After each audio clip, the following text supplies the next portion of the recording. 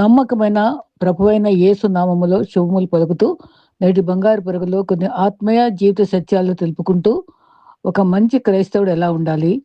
మరి పాత నిబంధనలో ఒక మంచి ప్రవక్త ఏలియా జీవితాన్ని మనం ఈ దినాన తెలుసుకుందాం.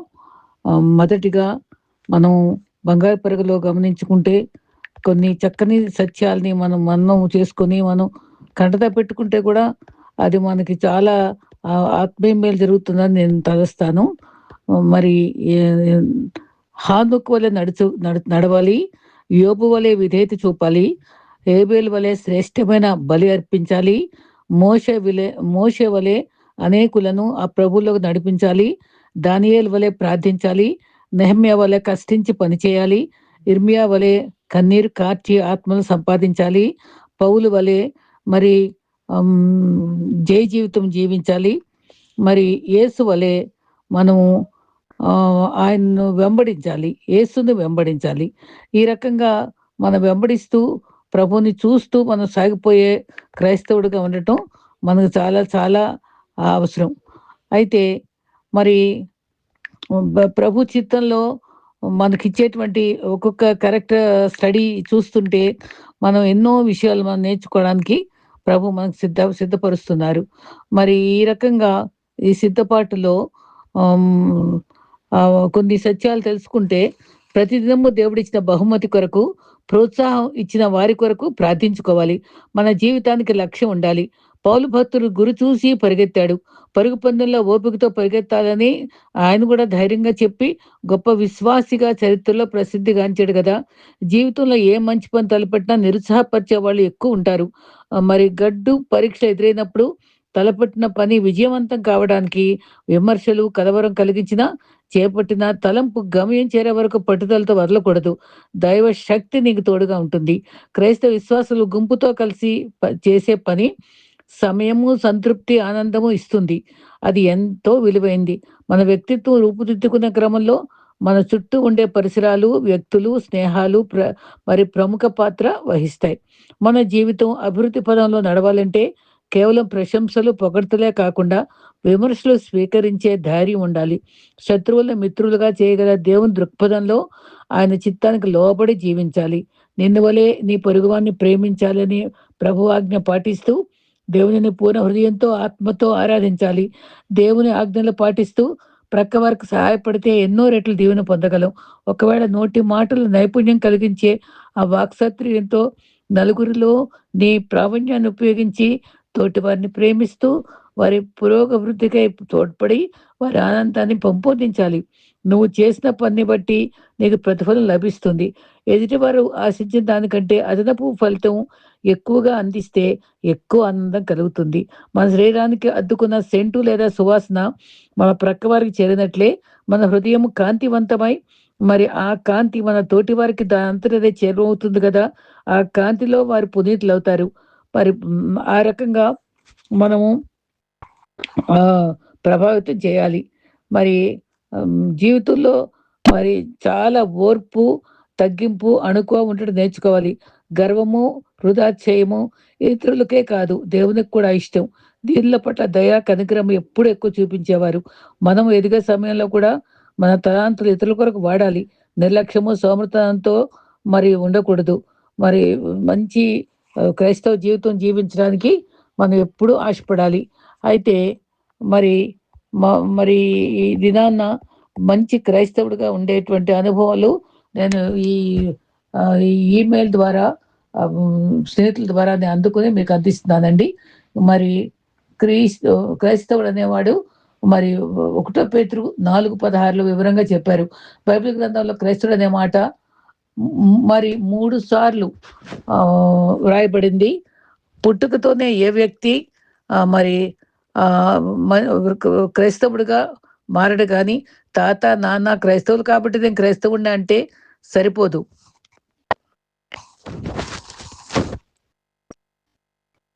మరి మనం మన జీవితాన్ని, మన ఆత్మీయ జీవితాన్ని మనమే కాపాడుకుంటూ చాలా అవసరం. మరి అధికారాన్ని బట్టి ఏ వ్యక్తి అవ్వలేడు కదా! ఇంకా కులాన్ని, మతాన్ని బట్టి ఏ వ్యక్తి క్రైస్తవుడు కాలేడు. క్రైస్తవ్యంలో కులము లేదు. అయితే క్రీస్తుని నమ్ముట వల్ల క్రైస్తవులు అవుతాం. యేసు రక్తం మన పాపమును పవిత్రపరుస్తుంది. 1 యోహాను 1:7-9. మన ధ్యానంలోకి వద్దాం. క్రైస్తవుడు అంటే క్రీస్తు అనుసరించేవాడు కదా! మరి మొట్టమొదట అంత్యోకయలో మరి శిష్యులు క్రైస్తవ అనబడ్డారు. అంటే వారు ఆయనను వెంబడించారు, అనుసరించారు. నేడు క్రీస్తుని నమ్మితే మనం కూడా క్రైస్తవులమే. ఇక ఆయన్నే అనుసరించాలి. ఆయన వాక్యాన్ని అనుసరించాలి. ఆయన అనుసరించేవాడు క్రైస్తవుడు. ఆయన ప్రేమను, దయను, క్షమించుట, సాత్వికమును, దీన మనసును అనుసరించాలి.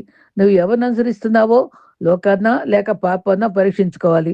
మరి శిష్యుడిగా చేయబడినవాడు మరి క్రైస్తవుడు. ఆ రకంగా మరి నేర్చుకునేవాడు మరి ప్రభు పా పాదముల దగ్గర ప్రతి విశ్వాసి వాక్యం నేర్చుకోవాలి. విధేయత నేర్చుకోవాలి. సాత్వికమును నేర్చుకోవాలి. క్షమించడం నేర్చుకోవాలి. నేర్చుకుంటున్నామా లేక దూషిస్తున్నామా గమనించుకోవాలి. సిగ్గుపడని క్రైస్తవుడిగా జీవించాలి. ఎవడనూ క్రైస్తవుడు ఎందుకు బాధ అనిపించిన యెడల 1 పేతురు 4:16 సిగ్గుపడక ఆ పేరును బట్టి దేవుని మహిమపరచాలని క్రైస్తవుడు ఎన్నడూ ఏ విషయాల్లో సిగ్గుపడకూడదు. మరి మహిమపరచాలి. మరి ప్రభు కొరకు రోషం కలిగి జీవించాలి. మనం పనిచేసే స్థలాల్లో ఆయన చూపించాలి. మనం ప్రభువుకు మహిమ వచ్చేటట్టుగా జీవించాలి. అట్లు కృపతో మనం నడిపించబడాలి. తర్వాత మరి పాత నిబంధనలో మంచి ప్రవక్త మరి అగ్ని ప్రవక్త అని చెప్పుకున్నారు. ఆయనే ప్రార్థనా వీరుడు ఏలియా. ఆకాశమును తెరిచిన ప్రార్థనాపరుడు. మరి నీతిమంతుని ప్రార్థన మనఃపూర్వకమైనదే, శక్తి గలదై, విజ్ఞాపన బహు శక్తి గలదై ఉంటుందని యాకోబు 5:16 కూడా చెప్పారు. ఏకాంతము మరియు పట్టుదల గలవాడు. ఏలియా ప్రార్థన చేసినప్పుడు జనసమూహానికి దూరంగా కర్మెల్ పర్వతం మీదకి వెళ్ళి ఒంటరిగా మోకరిల్లాడు. ఆయన తన ముఖమును మోకాళ్ళ మధ్య ఉంచుకుని అత్యంత దీనత్వంతో ఒక సందర్భంలో ప్రార్థించాడు. యుద్ధ తంత్రము ఈ విజయం వచ్చే వరకు ఆయన ప్రార్థన ఆపలేదు. ఆయన తన పనివాడిని 7 సార్లు వెళ్ళి చూడమన్నాడు. ప్రార్థనలో పట్టుదల కలిగిన వాడు. మరి ఆత్మీయార్థం జవాబు వచ్చే వరకు వేచి చూడటం ప్రతి విశ్వాసికి కూడా అవసరం అనేది ఆత్మీయ పోరాటంలో అతి ముఖ్యమైన వ్యూహం. 2 దేవుని వాగ్దానం మీద ఆధారపడటం. మరి ఏలియా తన స్వంత ఇష్టంతో ప్రార్థన చేయలేదు. నేను వర్షం కురిపిస్తానని దేవుడు చెప్పిన మాటను పట్టుకుని ఆయన ప్రార్థించాడు.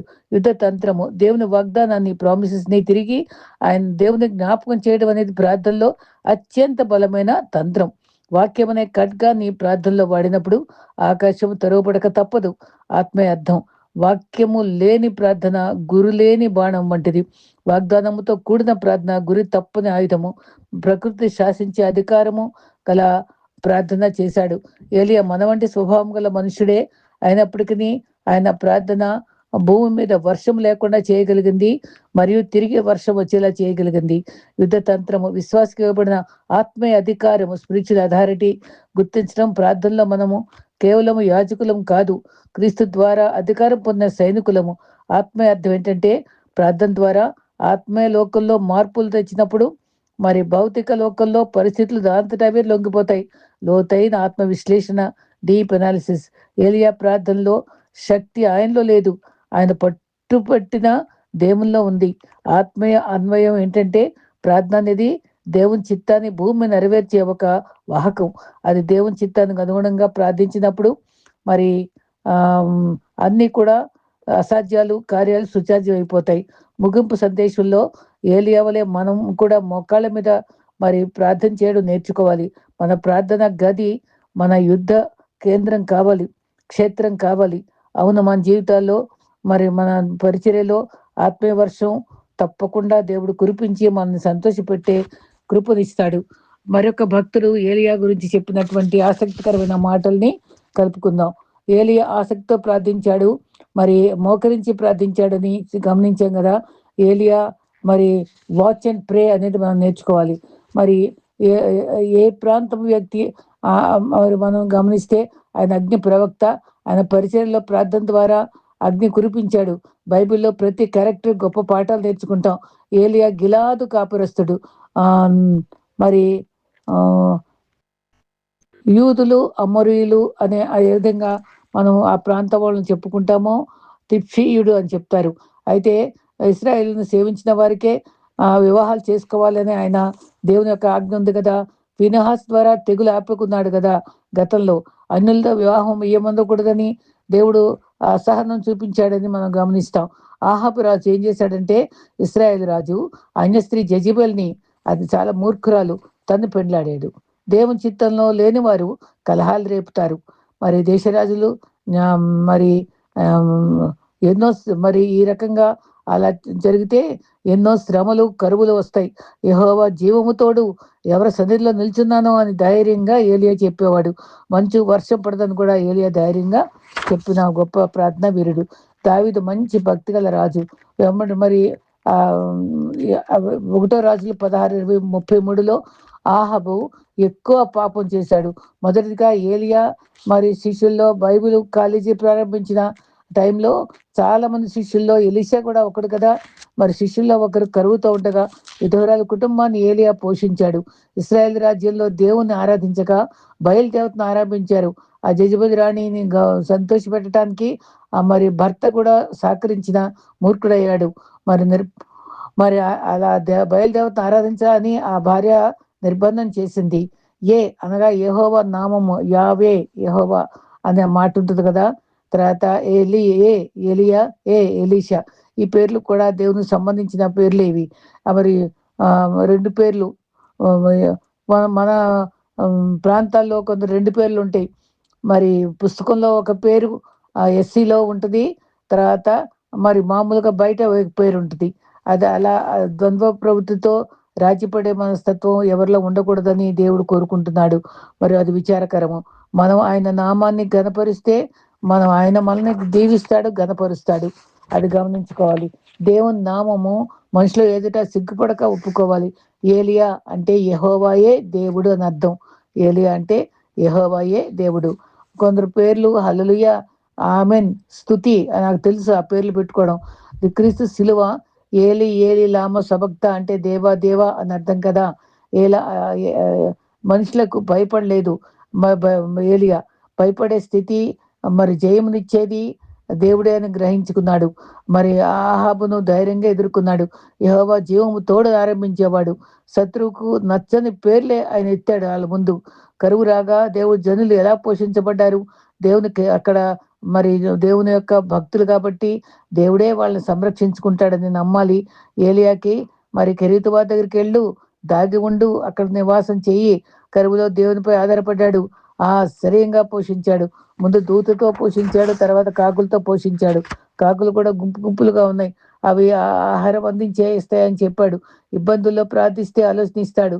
దేవుడు స్పష్టంగా చెప్పేవాడు. ప్రవక్త సమూయేలు ద్వారా దావీదుని చూసినప్పుడు సూటిగా ఈయనే అభిషేకించని దావీదుని చెప్పాడు కదా. దేవుని యొక్క కార్యాలు ఎప్పుడు సూటిగానే ఉంటాయి. మరి ఏర్పరచుకున్నాడు కదా దావీదుని. దేవుడు చెప్పిన మాటను అక్షరాల పాటిస్తే ఆశీర్వాదం ఉంటుంది. అబ్రహాం కాలంలో దేవుని సంప్రదించగా ఐగుప్తు వెళ్ళి కరువులో శ్రమ ఎదుర్కొన్నాడు. ఐగుప్తు రాజు గ్రహించుకున్న దేవుడు వాళ్ళని సరిచేసి మరి భార్యని సారాన్ని అప్పచెప్పిన తర్వాత కొన్ని ఉచితమైన బహుమతులు ఇచ్చి హాగర్ను కూడా అప్పచెప్పారు. అదే భయంకరమైనటువంటి శోధన కుటుంబానికి జరిగింది. ఇస్సాకు మాత్రం విధేయుడయ్యాడు. ఆ దేవుని మాట పాటించాడు. ఎక్కడ ఉండమంటే అక్కడ ఉన్నాడు. అక్కడ నేల నుండి బావులు తవ్వుకున్నాడు. కొన్ని శత్రువులు పూర్తి చేసినా మళ్ళీ తవ్వాడు. 5 బావులు తవ్వాడు. శత్రువులు మూసినా సరే ఓర్పుతో మరలా అది బావులు తెరుచుకున్నగా తర్వాత తన యొక్క మరి కరువు కాలంలో 100% పంటను పొందుకున్నాడు. అది ఆ దీవెని పొందుకుని వాళ్ళందరూ అక్కడ ప్రాంతం వాళ్ళందరూ ఆశ్చర్యపడ్డారు. నిజంగా నువ్వు దేవుడు నేను దీవించాడని చెప్పుకున్నారు. మరి లోతు సంతానం అక్కడ ఆ టైంలో మరి వాళ్ళు ఎంత భయంకరమైనటువంటి ఆ లోతుతో కుమారులు కుమార్తెలు తను పొందినటువంటి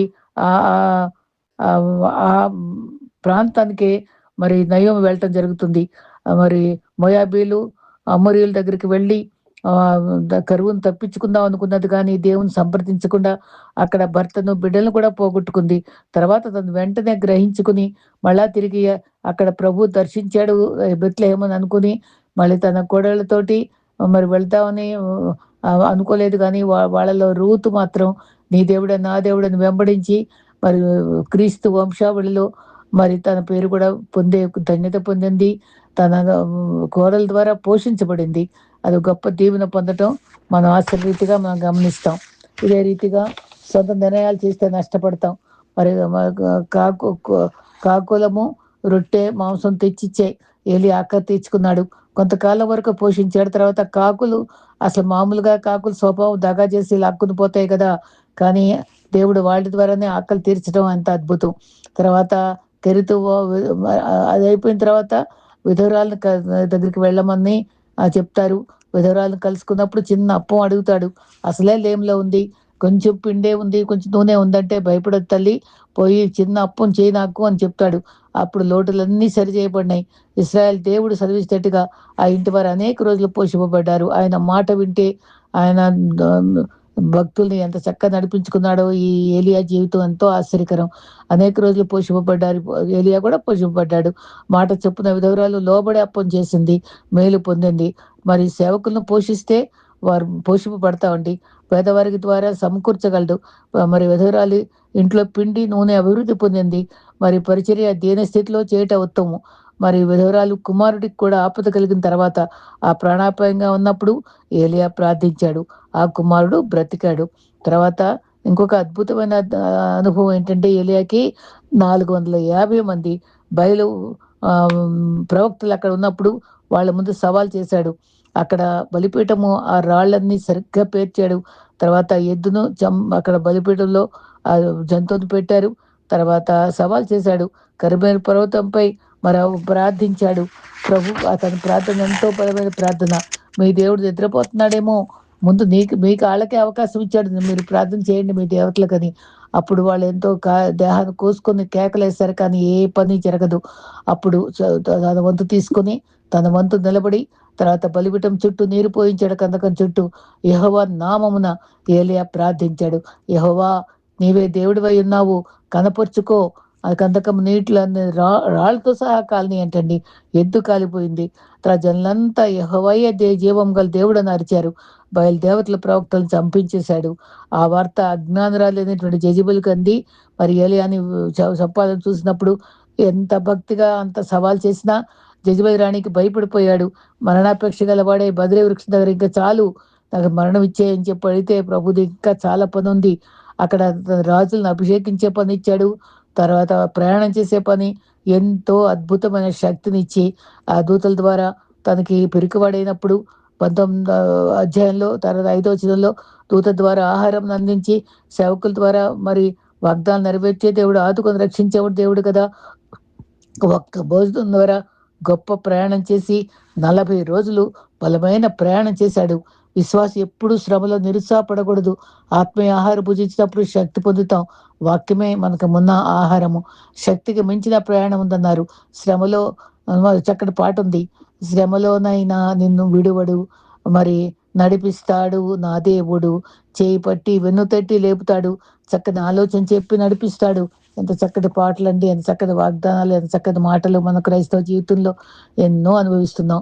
తర్వాత ఏలియా ప్రార్థించాడు. కరువులో పట్టుదలలో ప్రార్థించాడు. వర్షం కురిసింది. తర్వాత మరి 7 సార్లు అక్కడ సేవకుని పంపిస్తాడు, మేఘం కనబడుతుందా అని. ఎంత ధైర్యంగా ప్రార్థించి మరి మరి ఆ కరువు మరి 3 సంవత్సరాలు వర్షం రాదని మరి చెప్పాడు, ప్రవచించాడు. తర్వాత వర్షం రప్పించిన అనుభవం చూశాడు. తర్వాత గొప్ప విశ్వాసిగా, గొప్ప ప్రవక్తగా పేరు పొందాడు. తన తన శక్తిని చూసి ఎలీషా కూడా, నువ్వు చేసిన రెట్టింపు దీవెన నాకు కావాలి, నిన్ను విడువనని వెంబడించి గిల్గాల్లో వెంబడిస్తాడు. వెళ్ళిపోవంటే వద్దు, నేను ఉంటా నీతోటే అని అక్కడి నుంచి బేతేలుకి, తర్వాత ఎరుకోకి, తర్వాత యోధానికి అలాగే వెంటబడి ఉన్నప్పుడు అప్పుడు నిజంగా నన్ను వెంబడిస్తున్నాడు, తన అద్భుతంగా నా ఆత్మ కోరుకుంటున్నాడని, నేను దుప్పటి వేస్తానని ఆ అగ్నిరథాలతో ప్రభు తీసుకెళ్ళినప్పుడు తన దుప్పటి పడినప్పుడు ఆ మ్యాంటిల్, ఆ తర్వాత మొదటిసారిగా యోధాన్ని మరి పాయలు చేయగలిగాడు ఎలీషా. రెట్టింపు అద్భుతాలు కూడా చేయగలిగాడు. ఇద్దరు ప్రవక్తలు కూడా నిజంగా గొప్ప కార్యాలు చేశారు. మనకు చరిత్రలో వాళ్ళిద్దరి జీవితాలు ఎంతో ఆదర్శం. ప్రభుని ఆశ్రయించినప్పుడు, శక్తి కలిగి ప్రార్థించినప్పుడు, మోకాళ్ళపై సవాలు చేసి ప్రార్థించినప్పుడు దేవుడు మన ప్రార్థనలు ఆలకిస్తాడు. మంచి విశ్వాస జీవితం మనకు అనుగ్రహిస్తాడు. మరి యేసుక్రీస్తు మంచి శిష్యులంగా, మంచి విశ్వాసులంగా నిశ్చేత వరకు సాగిపోయే ధన్యత ప్రభువు మనకి ఇస్తాడని నమ్మి సాగిపోదాం. అటు కృప ప్రభు మనకు అనుగ్రహించుగాక. ఆమేన్.